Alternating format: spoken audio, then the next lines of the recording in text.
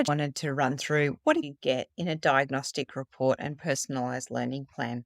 So, as you can see, there's the introduction sections and discussing how the Australian curriculum works. Then we run through the topics covered in the diagnostic. And most importantly, is your summary of achievement.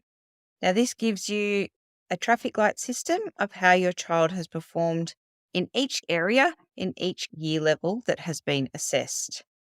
From there, I go through an outcome analysis of every question, its Australian curriculum code, and a description of what was assessed.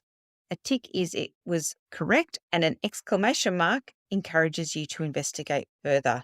That's for every question that is assessed in all three key areas. You will also see here a personalised learning plan. It gives a child's strengths and how to continue to accelerate their progress. The highest priority of where I believe the biggest gap is that you should start with. And then the second priority is where you would move to next.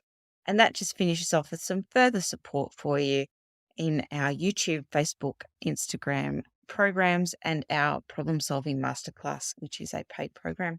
Thanks for joining us today.